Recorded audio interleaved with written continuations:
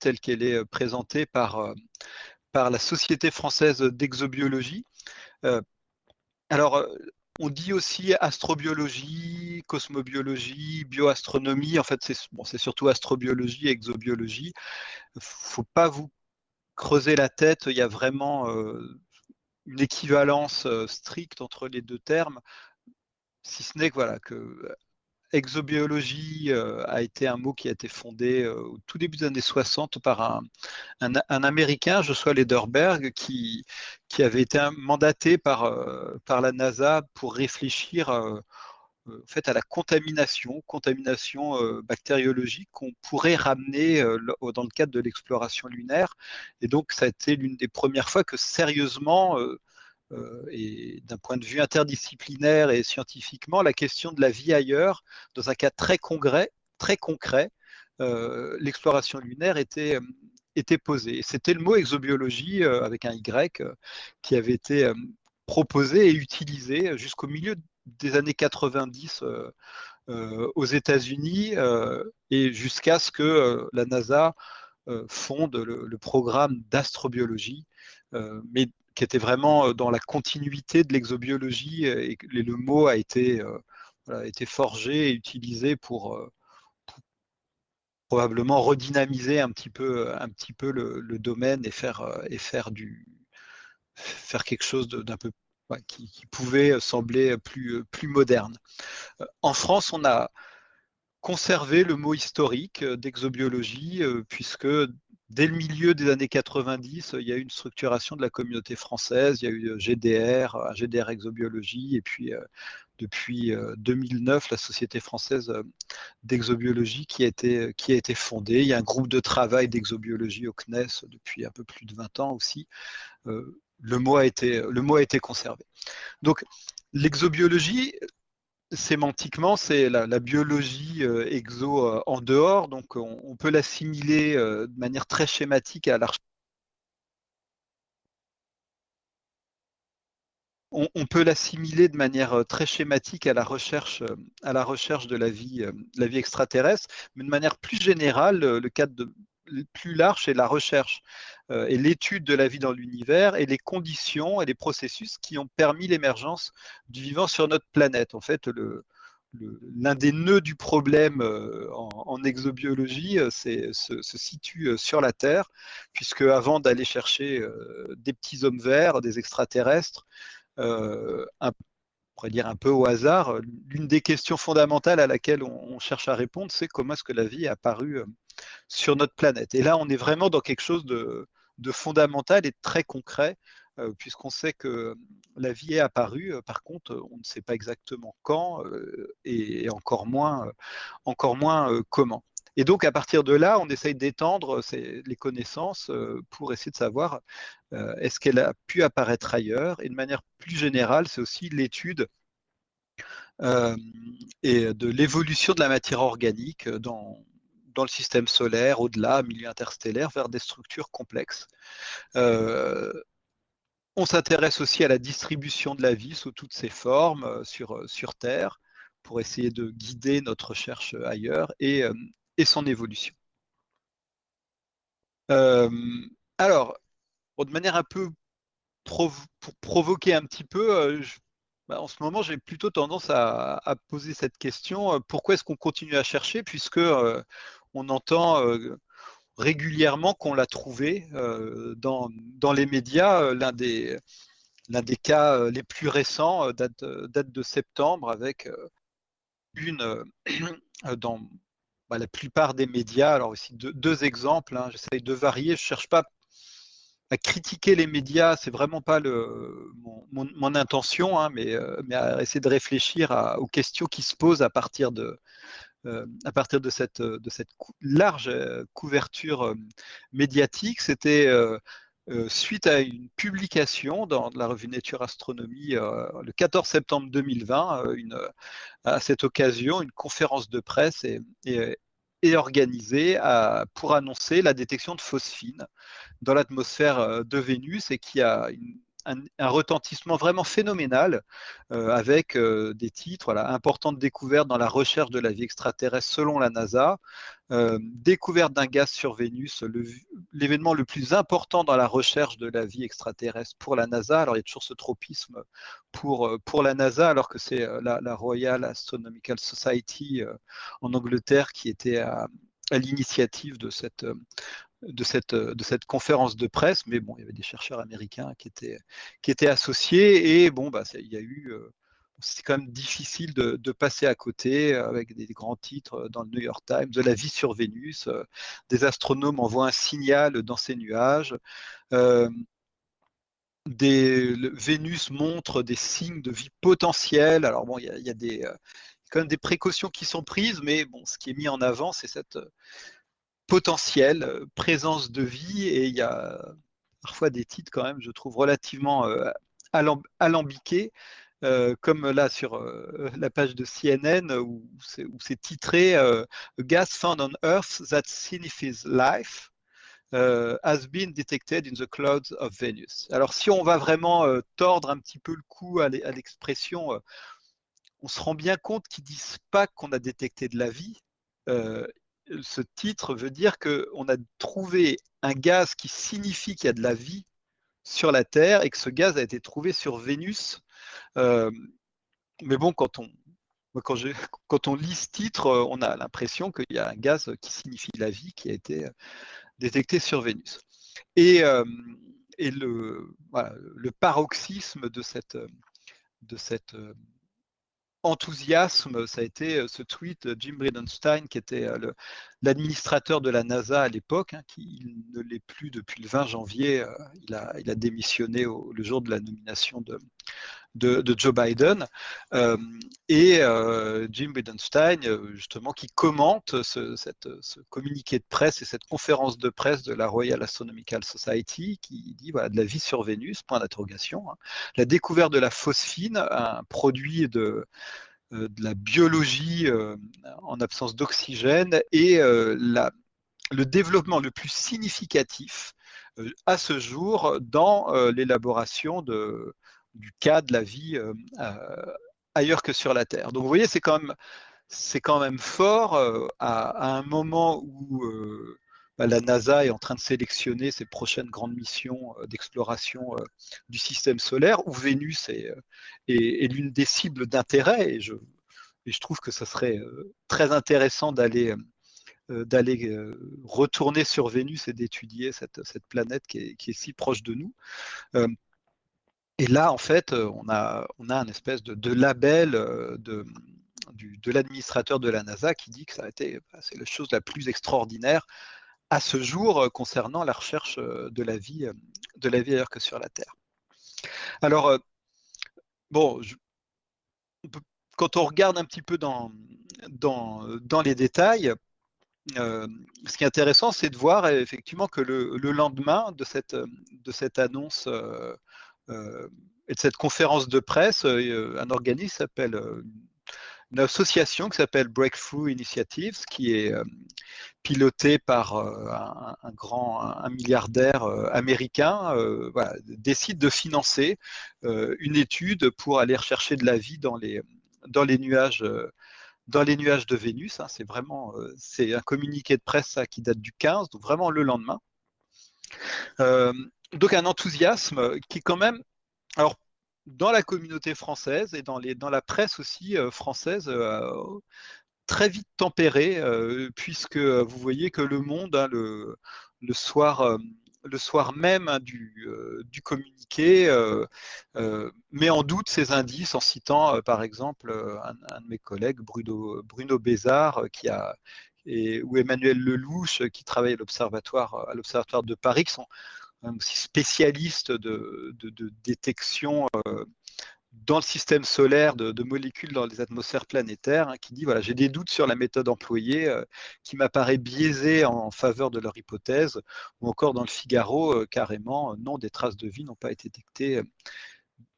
détectées sur Vénus. Et en fait, la publication en elle-même, c'est un article scientifique qui a été soumis dans un journal à comité de lecture, qui a passé le processus de référie.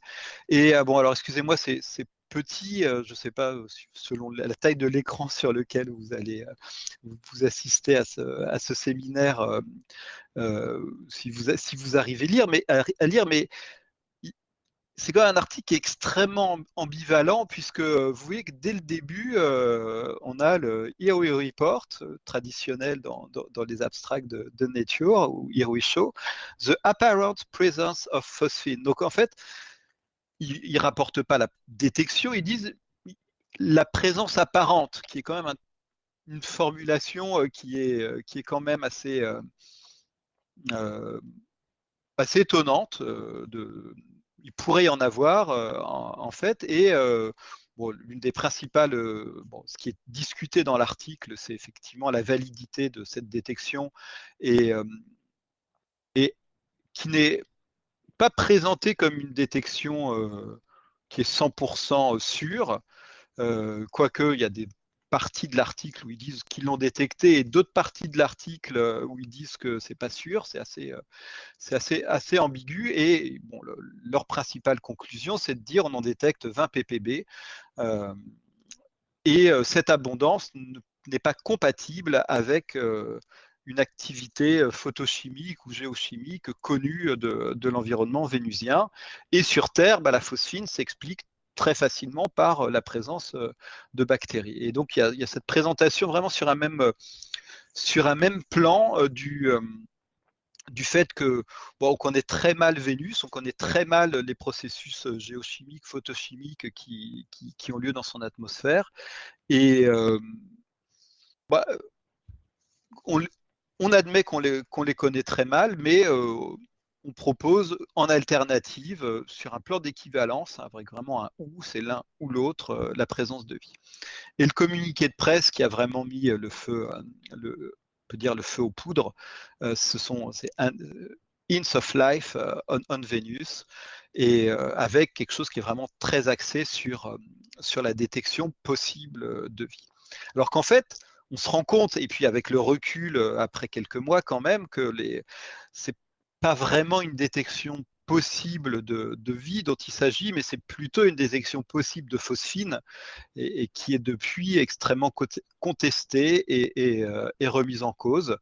Pourquoi est-ce qu'elle est remise en cause? Parce que, alors vous voyez ici le signal qui a été mesuré par deux instruments, le JCMT et ALMA, donc on est dans le domaine des ondes radio, avec voilà, une bande que vous observez ici, qui est interprétée comme une des bandes de la phosphine. Et si vous regardez un peu de manière large la superposition des données JCMT et ALMA, vous voyez voilà, quand même le bruit associé, et en fait la détection, elle est basée là-dessus, en fait, sur cette espèce de, de petit creux ici, à la position, à l'une des positions d'absorption de la phosphine, qui est déclarée comme étant une détection. Alors normalement, quand on détecte une molécule quelque part, quelque chose, en plus a fortiori quelque chose auquel on ne s'attend pas, on ne s'appuie jamais sur la détection d'une seule bande, mais plutôt la détection d'autres bandes. Pour confirmer, là en fait le choix qui a été fait, c'est de se dire bon, on ne peut pas détecter plusieurs bandes, mais on va voir si avec deux instruments, on ne voit pas la même bande au même endroit. Et c'est sur cet argument que l'équipe en question s'est appuyée. Alors, tout de suite, bien sûr, même dans l'article d'origine, ils ont indiqué qu'il faudrait détecter d'autres bandes. Et ces autres bandes, elles existent. Et par exemple, en infrarouge. Et il n'a pas fallu attendre quelques semaines, puisque ce second article a été publié le 14 octobre. Vous voyez, alors la communauté a été vraiment très réactive, hein, donc la conférence de presse, c'est je retourne vite, le 14 septembre, un premier papier qui est soumis dans AEA le 30 septembre, accepté le 14 octobre. menée par Thérèse Encrenaz, qui dit que ils ont regardé dans les données existantes en infrarouge de Vénus et pas de détection de phosphine. En tout cas, pas une abondance supérieure à 5 ppb, alors que dans le papier initial, c'était 20 ppb qui avait été annoncé. Donc, il n'y a pas de confirmation à d'autres longueurs d'onde. Et puis, il y a eu toute une ribambelle de papiers tout au long du dernier trimestre de 2020, avec ici une équipe qui réanalyse les données ALMA, qui font un traitement statistique et qui disent qu'il n'y a rien de statistiquement significatif qui est détecté à l'endroit où la détection de la phosphine a été annoncée. Et pareil, un traitement similaire, mais cette fois-ci sur les données du télescope JCMT qui arrive à la même conclusion. Et toute une série d'articles qui sont soumis, qui sont encore en revue avec des remises en cause parfois un peu violentes, des demandes de rétractation. Enfin bon, il y a eu quand même beaucoup de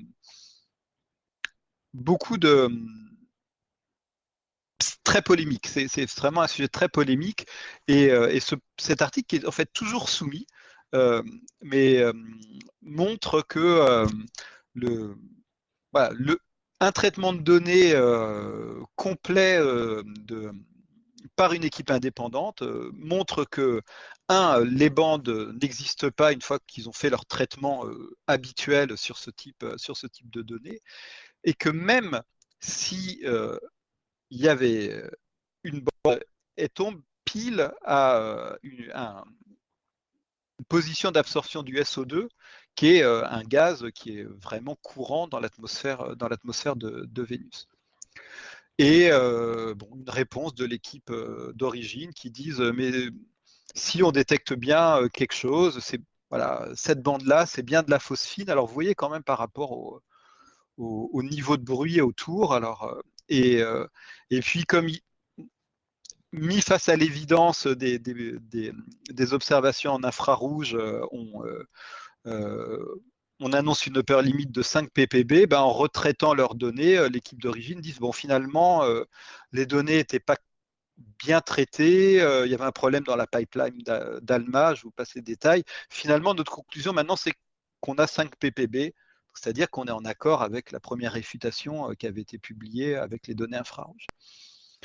Bon, je pourrais parler longtemps de ça. Je pense que l'une des dernières publications importantes à ce sujet, c'est une recherche qui a été faite dans les données, toujours dans l'infrarouge de la sonde Venus Express. Donc une équipe qui a été rechercher la présence de phosphine dans les données de Venus Express. Et donc, alors, en orange, vous avez les données de l'instrument qui s'appelle SOIR. Et en bleu, s'il y avait 20 ppb de phosphine, donc on est vraiment loin, on est vraiment loin du compte. Et dans cet article assez récent, ils établissent une upper limit qui est à 0,2 ppb. Donc on est vraiment dans une phase où il y a eu énormément de communication autour de cette présence possible de vie, et puis une réaction saine de la communauté scientifique qui a été de vérifier. Mais malheureusement, il y a beaucoup moins de communication sur les contre-expertises, les vérifications par rapport aux annonces fracassantes initiales. Donc c'est quand même une illustration assez intéressante de l'emballement autour de ce genre de questions, de la recherche de la vie et de la validité de la preuve et de la manière dont elle est apportée et surtout communiquée par rapport au grand public, parce que toute la planète a entendu parler de la détection. Par contre, des derniers papiers, quelques mois après, qui viennent contredire ces premières détections, et avec quand même des arguments assez solides, on en entend beaucoup moins parler. Et puis, une autre illustration récente, ça aussi, c'était difficile de passer à côté, cette publication d'un astrophysicien, alors très éminent Alors dans le domaine de la cosmologie, bon, c'est pas du tout mon domaine, donc je ne le connaissais absolument pas avant de d'entendre parler de son livre. Donc quelqu'un qui a une réputation solide, établie, en plus à Harvard, il a été directeur de laboratoire, il a bon, 800 publications scientifiques, ce qui, bon, à ce moment-là, peut aussi poser des questions sur la capacité qu'un être humain normalement constitué a à gérer autant de publications. Et donc, qui écrit que l'objet interstellaire qui a été détecté en 2017, qui est le premier objet d'origine interstellaire qu'on a pu observer, mais très peu au moment où il quittait le système solaire, qu'on appelait Oumuamua, n'est pas un objet naturel. Et ce que dit Avi Loeb, c'est que c'est voilà, une voile interstellaire, en tout cas une voile solaire ou un artefact d'une civilisation extraterrestre. Et il a écrit voilà, un livre avec bon, la version française avec ce bandeau, hein, si j'ai raison, c'est la plus grande découverte de l'histoire de l'humanité, donc sortie mondiale, une opération de communication vraiment bien orchestrée, avec une interview dans Télérama. Ça fait les gros titres dans beaucoup de médias, repris un matin dans le cadre de la revue de presse sur France Inter. Il y a presque 2 à 3 minutes sur ce sujet, alors que la revue de presse en fait 5 ou 6. Des interviews, mais jamais en fait avec une mise en regard d'experts de la planétologie, ce que n'est pas Avi Loeb, et des petits corps du système solaire. Et bon, voilà, il a fallu réagir. Donc la communauté scientifique bon, on a été, je dois avouer, un peu pris de court par tout le buzz qu'a fait cette annonce il y a bientôt 2 semaines. Mais en fait, quasiment tout est dit. Tout n'est pas dit, bien évidemment, mais il y a un groupe international qui a travaillé sur Oumuamua et qui a publié, à nouveau dans Nature Astronomy, voilà, un article qui s'appelle Histoire naturelle d'Oumuamua, qui rend compte, mais d'une manière qui est pas sensationnelle, qui n'a pas besoin d'évoquer la présence d'une civilisation extraterrestre pour rendre compte des propriétés de l'objet, qui reconnaît qu'il y a certaines caractéristiques qui ne sont pas élucidées, mais compte tenu du nombre de mesures qui sont à notre disposition, il n'y a pas besoin d'évoquer une voile solaire ou un objet artificiel pour rendre compte de cet objet. Et sur le site de la Société française d'exobiologie, on a donc Sean Raymond qui a travaillé, qui à Bordeaux, hein, qui a travaillé dans cette équipe internationale, avait écrit déjà en 2017 un post sur son blog en anglais où il démontait un peu tous les arguments d'Avi Loeb, et voilà, il l'a traduit, et on l'a posté sur le site de la Société française d'exobiologie. Donc, pas besoin d'objets extraterrestres, mais à nouveau, une communication extrêmement, j'ai l'impression quand même bien orchestrée, bien ciblée par en tout cas les éditeurs, hein, qui n'ont pas été faire l'interview exclusive dans La Recherche ou Ciel et Espace, mais dans Télérama. Que je critique pas Télérama, mais Télérama n'est pas, enfin, on le saurait, hein, n'est pas un journal scientifique, et, beaucoup, à mon avis, beaucoup de monde a entendu parler de l'idée d'Avi Loeb, et proportionnellement, très peu de personnes entendront voilà, la voix de la communauté scientifique qu'Avi Loeb décrit comme étant conservatrice, hostile à toute idée de vie extraterrestre. Bon, il a pris ses précautions. Donc, bon, à chaque fois, au niveau de la SFE, on a fait un communiqué, que ce soit pour l'affaire de la phosphine, pour l'affaire de d'Oumuamua, on s'est allié à la Société française d'astronomie et d'astrophysique. Mais bon, on touche la communauté, on touche les médias, grand public spécialisés, mais bon, faut être réaliste, on va pas beaucoup plus loin. Alors bon, je suis pas un fan de la loi de programmation de la recherche, et puis bon, c'est pas le sujet, mais si on regarde dans le rapport annexe de cette loi de programmation, il y a quand même quelques éléments qui dressent un, voilà, un panorama, alors qui n'est pas complet, qui n'est pas exhaustif, mais des grands enjeux, des grandes questions scientifiques qui sont devant nous dans la décennie qui viennent et dont la loi se propose de nous apporter à nous chercheurs tous les moyens pour répondre à ces questions.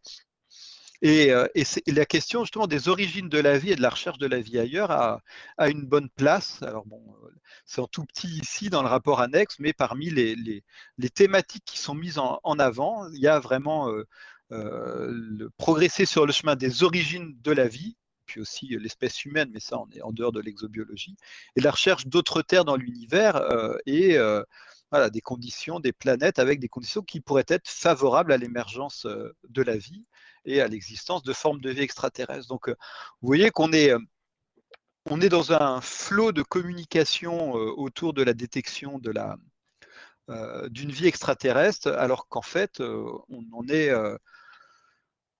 est au début d'avoir suffisamment de maturité et de commencer à avoir peut-être les armes et les programmes scientifiques qui nous permettent d'attaquer cette question.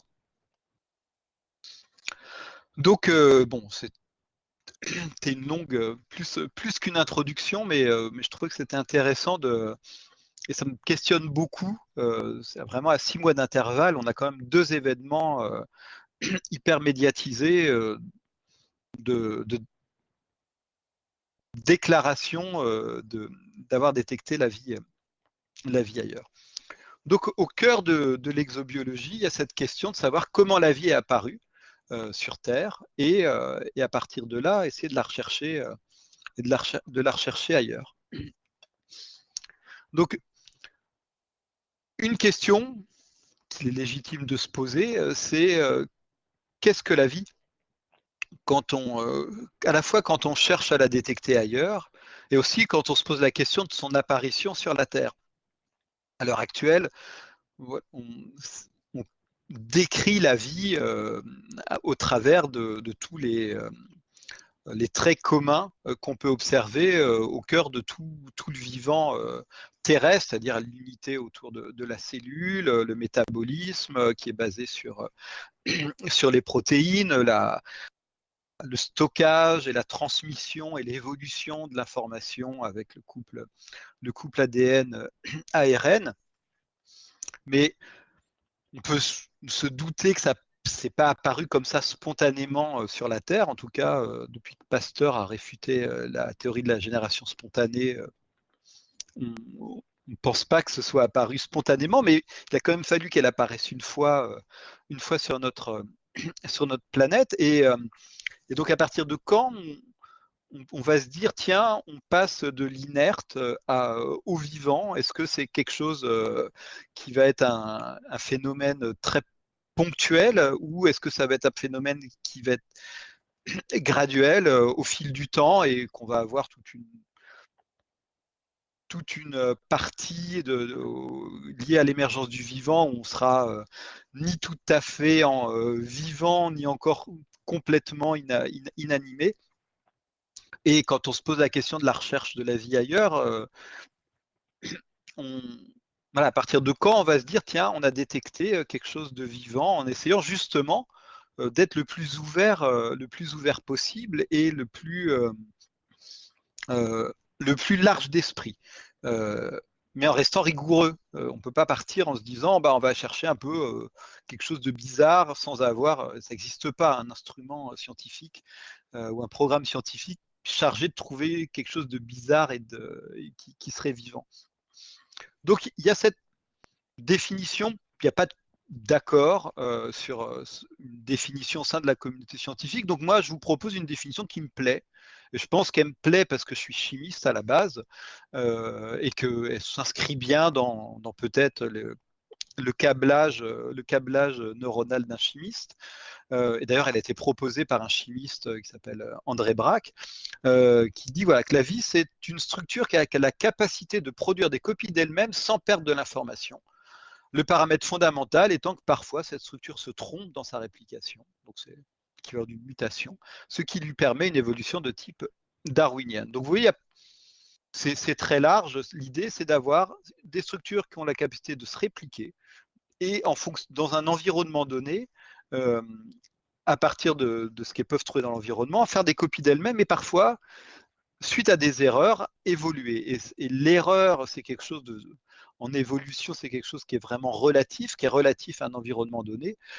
Ici, vous avez ce schéma, où vous avez ce petit robot qui fait des copies de lui-même à partir d'éléments qu'il trouve dans l'environnement. Et puis un jour, par erreur, il y a 2 bras.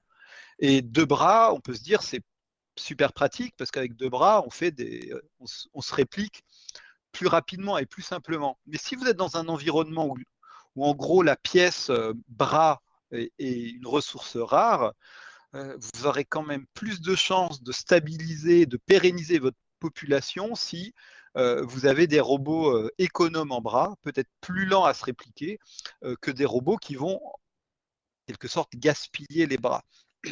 Donc on est vraiment là au cœur de l'évolution darwinienne, mais peut-être même qui va être repoussé au niveau de la chimie, au niveau de l'évolution chimique, qui peut conduire à l'apparition du vivant.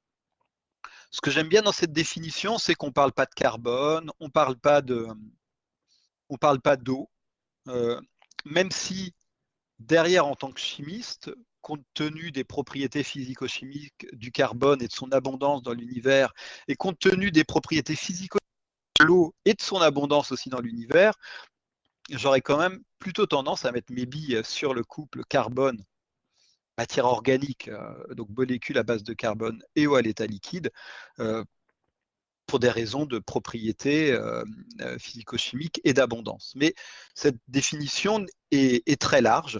Et il y a aussi quand même des mots un peu valises, hein, c'est-à-dire information. Je pourrais faire un transparent. Qu'est-ce que l'information? Et puis, je pense que quelqu'un d'autre que moi pourrait parler des heures sur ce qu'est l'information. Donc, on est quand même conscient des limites qu'on peut avoir vis-à-vis de cette définition. Et certains vont plutôt raisonner en termes d'énergie, donc se maintenir loin de l'équilibre, aller contre l'entropie. Dans certaines définitions, il faudra une membrane, c'est-à-dire une compartimentation entre un environnement intérieur et extérieur. Bon, il peut y avoir beaucoup de variations autour de cette définition. L'un des pères fondateurs alors pas de l'exobiologie parce c'était bien avant, mais de cette approche scientifique et rationnelle de l'apparition de la vie, dans le contexte de l'apparition de la vie sur la Terre, c'est Oparin, qui publie un ouvrage qui est maintenant considéré comme un ouvrage fondateur en 1924, qui s'appelle L'origine de la vie. Et c'est Oparin justement qui introduit ce concept d'évolution chimique en disant que la vie était en fait le résultat d'un processus d'évolution naturelle dans un environnement donné, donc l'environnement de la Terre primitive, dont la chimie va conduire à la formation de molécules de plus en plus complexes. Et là, ce que j'ai schématisé, c'est une protéine et puis une cellule. C'est un discours qui est théorique, mais assez visionnaire, et puisque en fait, il est basé sur le constat que les biomolécules, les macromolécules biologiques, comme les protéines, en fait, sont complexes en termes d'organisation, en termes de structure, en termes d'informations codées justement au sein de cette organisation, mais en termes de Complexité moléculaire et chimique, pas tant que ça, puisque les protéines en fait sont un assemblage de petites molécules qu'on appelle des acides aminés. Les acides aminés, il y en a 20 qui sont universels au vivant tel qu'on le connaît. Et si je prends la molécule d'ARN avec cette forme bien connue de double hélice, à nouveau, c'est une molécule qui est vraiment fascinante dans son organisation et dans le rôle central qu'elle joue dans le vivant terrestre. Mais si je la regarde d'un point de vue chimique, d'un point de vue de ses constituants, finalement, c'est juste un assemblage de petites molécules, alors qu'ici qui sont en bleu, qui sont en fait les sucres, alors le désoxyribose dans l'ADN ou le ribose dans l'ARN, des phosphates, là, les PO4 que vous voyez ici, et les 4 lettres de l'alphabet génétique qui sont présentes dans l'ADN, l'adénine, la thymine, la cytosine, la guanine. Et dans l'ARN, on a l'uracile qui remplace la thymine. Donc en fait, on peut construire ces molécules avec des éléments de base, des briques de base qui sont relativement limités. Donc c'est ce que j'ai résumé ici. Alors, il a fallu attendre le milieu des années 2000 pour que ait lieu l'un des premiers tests expérimentaux de l'idée d'oparine, l'expérience de Miller, avec Stanley Miller, qui était vraiment très jeune, qui était en thèse à l'époque. Alors, il était en thèse avec Urey, qui était déjà prix Nobel à l'époque, mais c'est vraiment l'initiative de Miller d'avoir réussi à convaincre Urey d'essayer de tester en laboratoire l'hypothèse d'oparine, c'est-à-dire de simuler l'environnement de la Terre primitive dans un dispositif expérimental. Alors, vous voyez un océan simulé avec de l'eau liquide, alors bien sûr stérilisée, sans matière organique, sans bactéries, et une interaction avec l'atmosphère, avec un mélange de gaz, une décharge électrique pour simuler les éclairs d'orage sur la Terre primitive. Et vous voyez sur ce petit film, quand on appelle quelques heures, une fois qu'on a lancé la décharge électrique, on a les parois du dispositif qui se recouvrent d'une espèce de mélasse organique. Je vais le repasser. Pardon. Une mélasse organique qui est en fait le résultat des combinaisons entre ces petites molécules inertes, si vous ajoutez pas de l'énergie, qui étaient le méthane, l'ammoniac, vapeur d'eau et hydrogène, qui étaient supposés être les constituants principaux de l'atmosphère primitive de la Terre. Donc dans cette mélasse organique, énormément de choses, énormément de molécules, mais ce qui a rendu l'expérience de Miller immensément célèbre, et Miller aussi, c'est que la détection d'acides aminés, 4, dans son premier article en 1953. Et 1953, c'était encore une année où on considérait que le cœur de l'édifice biochimique du vivant, c'était les protéines. Alors que les articles fondateurs des rôles justement de l'ADN et de l'ARN, enfin de l'ADN en l'occurrence, de Watson et Crick, c'est aussi 1953. Il faut que ça diffuse. Et on a cru, un peu naïvement, bon, j'étais pas là, donc c'est ce que j'ai lu et entendu, que une fois qu'on avait les acides aminés, on avait les protéines très facilement, et donc le mystère de l'origine de la vie pouvait être résolu. Alors il y a plusieurs limites importantes. D'une part, l'efficacité des synthèses qui ont lieu dans ces expériences dépendent vraiment de la nature du mélange initial.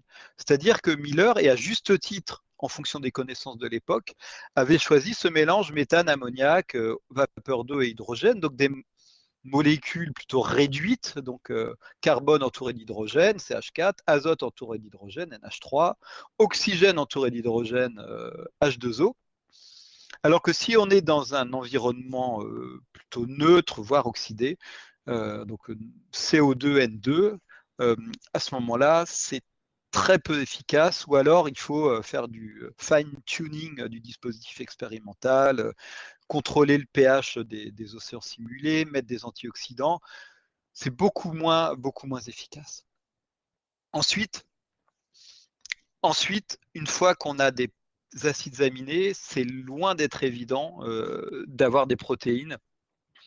Et c'est les enjeux de la chimie prébiotique actuelle, de savoir comment est-ce qu'on va associer ces briques élémentaires en macromolécules biologiques. Et ça fait plusieurs dizaines d'années que les chimistes qui travaillent sur la chimie prébiotique s'attaquent à ces questions avec des succès mitigés et des évolutions récentes, qui encourageantes, mais qui n'ont toujours pas conduit à solutionner ces problèmes. Et donc, quand on s'intéresse à l'apparition de la vie sur la Terre, on cherche pour un chimiste à savoir l'origine des premières molécules organiques. Donc, il y a cette hypothèse atmosphérique. Il y a des questions aussi autour de synthèse qui pourrait avoir au niveau de sources hydrothermales. On a pu montrer en faisant des expériences en laboratoire que dans certaines conditions, mais à nouveau dans certaines conditions, comme pour Miller, on peut synthétiser des molécules organiques au niveau de sources hydrothermales. Alors, bon, je fais un choix éditorial parce que je ne suis pas spécialiste vraiment de ces questions et je ne peux pas parler de tout. Et moi, je travaille plutôt sur des apports de matière organique extraterrestre qui, je connais mieux le problème et la question, et deux, offre un avantage, c'est-à-dire que là, on n'est plus dans ce qu'on appelle du modèle dépendant, c'est-à-dire que les efficacités des synthèses de l'atmosphère, ça dépend des conditions initiales de l'atmosphère de la Terre primitive, qu'on ne connaît pas. L'efficacité des synthèses au niveau des sources hydrothermales, ça dépend de l'état redox du manteau de la Terre primitive qu'on ne connaît pas. Alors, c'est pas parce qu'on ne connaît pas qu'on ne peut pas travailler, qu'il n'y a pas des gens extrêmement doués qui travaillent sur ces questions et qui font progresser la connaissance dans ces domaines-là. Peut-être la facilité des apports extraterrestres de matière organique, je ne parlerai pas du tout de panspermie, d'apport de bactéries, mais vraiment de molécules, c'est que là, on est sur du dur, on est sur du solide, puisque on peut observer des comètes, on peut récupérer des météorites et analyser leur contenu. Et ces objets qui sont des objets primitifs, les plus primitifs du système solaire, n'ont pas évolué depuis leur formation. Donc la composition des météorites qui contiennent du carbone et des molécules organiques qui tombent sur la Terre encore de nos jours, et celles des comètes qu'on va explorer par exemple avec la mission Rosetta, sont les mêmes que celles qui sont tombées sur la Terre primitive. Donc on a accès un peu à des ingrédients sur lesquels on peut réfléchir. Et donc on est dans le contexte où on réfléchit à une chimie qui pourrait même avoir pris le milieu interstellaire. Les comètes ont pu conserver en partie, en tout cas au moins en partie, la composition de notre nuage moléculaire natal, ou des processus chimiques qui ont pu avoir lieu au sein de la nébuleuse solaire au moment de la formation du système solaire, tout ça stocké dans les glaces cométaires et apporté sur la Terre primitive.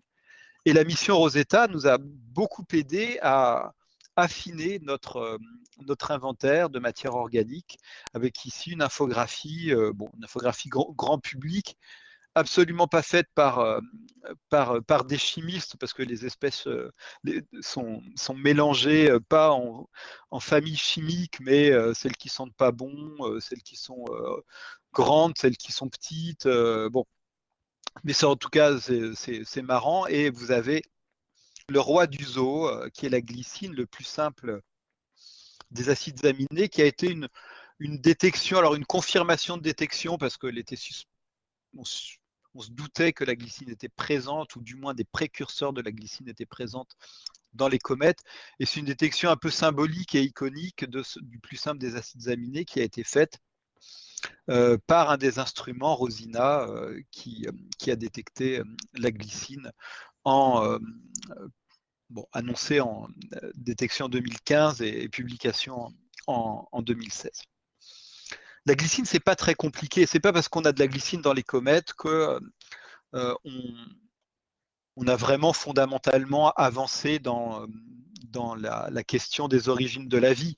On a un ingrédient peut-être important dans l'origine de la vie, mais fondamentalement, c'est pas étonnant de trouver de la glycine dans les glaces cométaires, puisque vous voyez qu'en laboratoire, ce sont des collègues de Marseille au PIM qui travaillent et qui font des simulations au sein de glaces interstellaires et cométaires. Et vous voyez qu'en quelques étapes, à partir de molécules très simples, la méthylamine qui est détectée dans l'atmosphère cométaire, du dioxyde de carbone, vous chauffez, vous avez une réaction acide-base en fait au sein des glaces. Vous allez former une molécule qui s'appelle le méthylammonium méthylcarbamate et sous l'action de rayonnement UV, vous allez former le méthylammonium glycinate qui est en fait un sel de glycine. Donc on apprend plus peut-être sur l'histoire des glaces cométaires par la détection de la glycine que sur les origines de la vie sur la Terre. Et j'ai aussi travaillé sur un instrument qui s'appelait, maintenant on parle au passé, hein, qui s'appelait COSIMA, qui a capturé des particules de poussière. Alors c'était assez fascinant hein, puisque c'était un instrument qui exposait des petits, on appelle ça des cibles, fleurs à l'extérieur de la sonde spatiale Rosetta. Et on prenait régulièrement des photos de ces cibles et parfois on avait la bonne surprise d'avoir des petites particules qui s'étaient déposées assez lentement, à à peine une dizaine de mètres par seconde, s'étaient déposées sur ces cibles et qu'on pouvait analyser. Et donc là, vous avez une photo d'une cible vraiment qui a été prise dans Rosetta, 11 mai 2015. Donc on est à l'intérieur de l'instrument. En fait, on est là face au microscope et ensuite on bascule. Et là, en une journée, on est resté exposé une dizaine d'heures et on rentre et on reprend une photo et vous voyez, la cible est couverte de petites particules qu'on a analysées.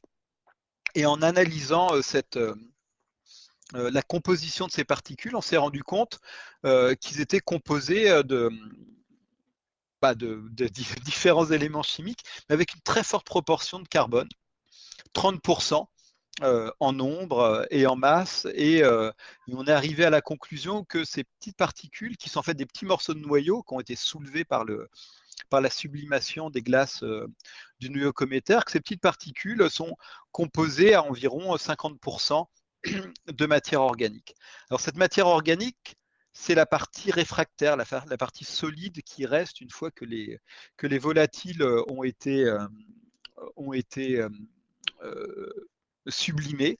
Et donc, on a ce bilan de carbone dans la comète avec une partie du carbone qui est sous forme de glace, CO et CO2, une partie du carbone qui constitue le zoo de molécules volatiles qui a été détecté par Rosina, le spectromètre de masse phase gazeuse, et les macromolécules organiques qu'on a détectées et dont on pense, parce que voilà, on est loin et on fait avec les moyens du bord, au sens propre comme au sens figuré, le, le, la meilleure caractérisation avec les instruments qu'on avait à bord de Rosetta était que ces macromolécules s'apparentent à la matière organique insoluble qu'on trouve dans les météorites carbonées, réseaux macromoléculaires. Il n'y a pas vraiment de nom ni de formule chimique qu'on peut donner précisément. Quand on est chimiste, on aime bien avoir une nomenclature, écrire une formule avec un début et une fin sur une feuille du papier. Mais voilà, c'est un type de réseau très complexe macromoléculaire. Ce qui est représenté ici, ça n'a rien à voir avec une comète, c'est du kérogène. Donc c'est une macromolécule terrestre, mais j'aime beaucoup cette représentation tridimensionnelle qui illustre bien, je trouve, le type de matériaux auxquels on a affaire dans les comètes. Donc, bon, je vais passer vite sur la suite parce que je vois que je parle déjà depuis assez longtemps.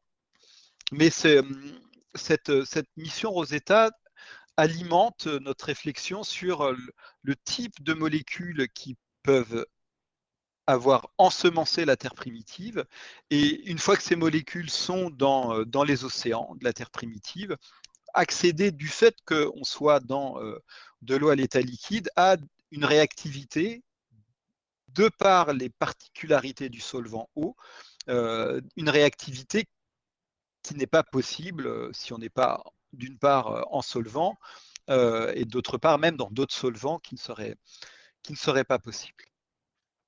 Donc, on est dans une démarche où on est amené à se dire que pour comprendre l'apparition de la vie sur la Terre, on est peut-être amené à devoir comprendre plus largement l'évolution du carbone et même avant la formation du système solaire. Ce type de macromolécules, type kérogène, IOM, qu'on trouve dans les chondrites et qu'on a trouvé comme étant une des composantes principales de la matière organique de la comète 67P. Elle nous dit quelque chose, elle a un héritage qui remonte peut-être à avant le système solaire, et si la majorité du carbone qui est arrivé sur Terre a été apporté sous cette forme, il faut s'interroger, au-delà de savoir si on a de la glycine ou d'autres molécules qui peuvent être très réactives, si ce type d'apport de matière organique extraterrestre a pu jouer un rôle dans l'apparition du vivant. Donc je vais sauter très vite parce que j'avais prévu beaucoup de choses pour gérer le temps en fonction de ce que j'allais dire et de sur quoi j'allais assister au fur et à mesure. Mais là voilà, je vous ai illustré une partie de l'exobiologie. Je ne dis pas que je suis exobiologiste, mais je pense que ce que je fais en tant qu'astrochimiste contribue à la réflexion générale de l'origine de la vie sur la Terre, et puis ce type de molécule a pu être apporté sur Mars, tout comme elle a été apportée sur la Terre. Mais pour raisonner sur l'apparition de la vie sur la Terre, l'apparition de la vie ailleurs, il y a aussi des problèmes qui relèvent plutôt de la géologie. Quand est-ce que la vie est apparue sur la Terre? Quelles sont les plus anciennes traces de vie sur la Terre? Et à ce moment-là, l'exobiologie devient un peu une affaire de géologue, avec ces traces, ces structures qui peuvent ressembler à des cellules, même des cellules en division, qui sont détectées dans des roches très anciennes, avec des spécialistes qui vont se confronter et s'affronter. Même, j'ai assisté à des débats très, très véhéments sur des propositions de biosignature sur la Terre primitive, qui remontent à 3,5 milliards d'années, voire au-delà, et qui font l'objet de discussions et de controverses. Est-ce que c'est vraiment ces traces, est-ce qu'elles sont vraiment, parce que c'est pas elles, c'est la roche autour qu'on date, est-ce que c'est pas de la contamination postérieure, ou est-ce un peu comme illustré dans ce papier qui est très récent, là, qui date du début d'année,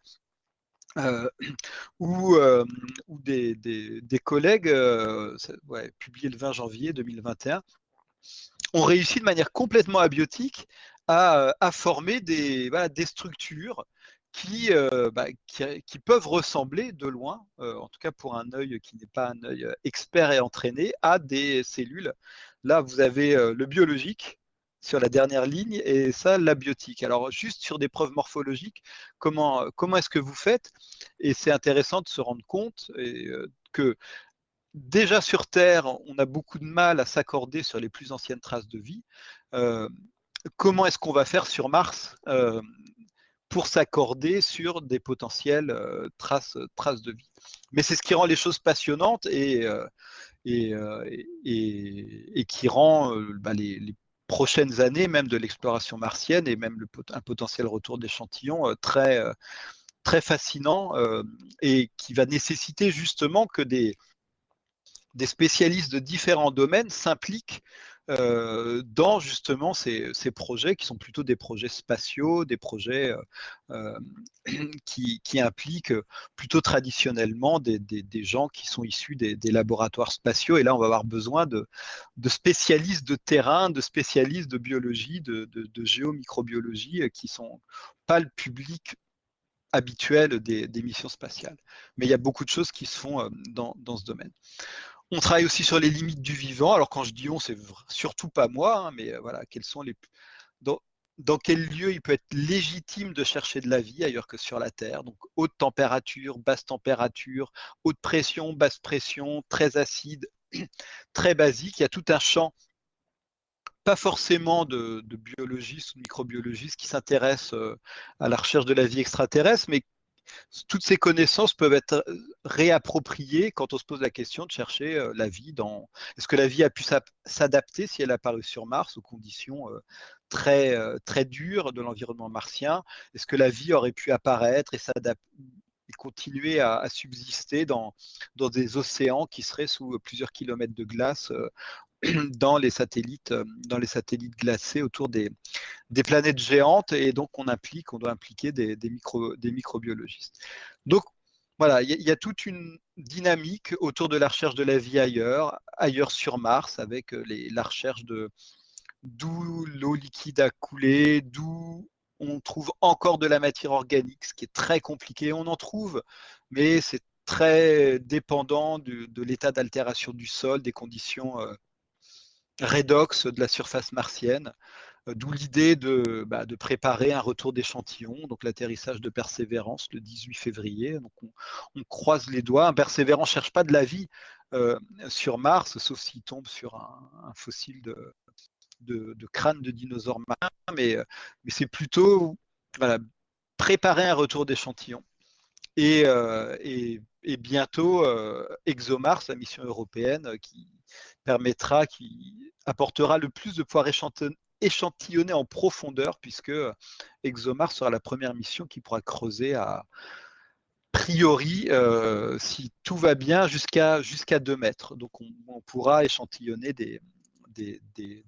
du sol martien qui aurait été préservé par du rayonnement, en tout cas de la grande partie, et on espère être dans un environnement qui soit beaucoup moins oxydant que tous les échantillons qu'on a prélevés jusqu'à présent à la surface.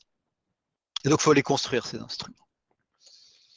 Donc, je ne vais pas parler des satellites des planètes géantes. J'ouvrirai juste en conclusion sur tout l'horizon qui est offert par les exoplanètes. Et quand je parlais d'outils qui s'offraient à nous, mais il faut être patient, c'est-à-dire toutes les futures générations de télescopes spatiaux qui, on l'espère, seront en mesure de caractériser l'atmosphère des planètes de type tellurique, savoir s'il y a de l'eau, il y a de l'eau liquide à la surface, enfin, voir à travers la composition atmosphérique qu'est-ce que la composition de l'atmosphère va nous dire sur l'environnement de cette planète, et voir s'il n'y a pas des déséquilibres chimiques qu'on ne pourrait pas expliquer autrement que par la présence de vie. La présence de vie se voit dans le spectre infrarouge de la Terre, avec la présence concomitante de molécules comme le CO2, la vapeur d'eau, le méthane. Il y a beaucoup de travail et de discussion à ce sujet, de savoir qu'est-ce qui pourrait être une biosignature. Si vous regardez Mars, vous verrez beaucoup moins de choses.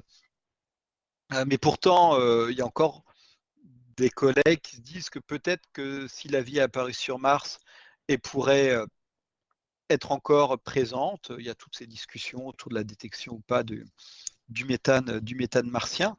Et je me dis que ce qu'on a vécu là ces derniers mois sur la détection de la phosphine dans l'atmosphère de Vénus, et tout l'emballement qu'il y a eu autour de ça, et le temps qu'il faut, le travail en profondeur qu'il faut pour revenir derrière et remettre en question et questionner d'une part la détection, et en plus, même s'il y a de la phosphine, est-ce que la phosphine ne peut s'expliquer que par la présence de la vie, alors que c'est Vénus, c'est juste à côté, et on connaît encore si mal la chimie, la physico-chimie qui peut se dérouler dans l'environnement de Vénus. Est-ce que en 2048, dans l'atmosphère d'une planète, voilà, que j'ai appelée spéculeuse 28E, on va pas avoir quelque chose comme ça, et on va pas avoir des publications, alors dans des revues scientifiques ou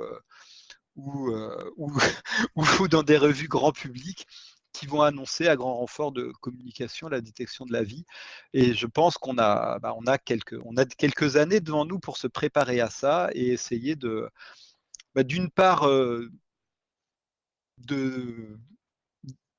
d'éduquer voilà, le grand public aux questions autour de la recherche de la vie, les médias, et d'essayer de faire passer le message que que c'est une quête pour laquelle on est armé. On est dans une période où, alors ça va pas être du jour au lendemain, mais je pense dans les quelques dizaines d'années devant nous, on aura, que ce soit via des retours d'échantillons martiens, via des observations dans des atmosphères d'exoplanètes, des choses étonnantes, des choses qui poseront des questions. Et une chose pour laquelle on est sûr à l'heure actuelle, c'est qu'on ne sait pas encore la détection qui nous permettra d'affirmer qu'on a détecté de la vie ailleurs que sur la Terre.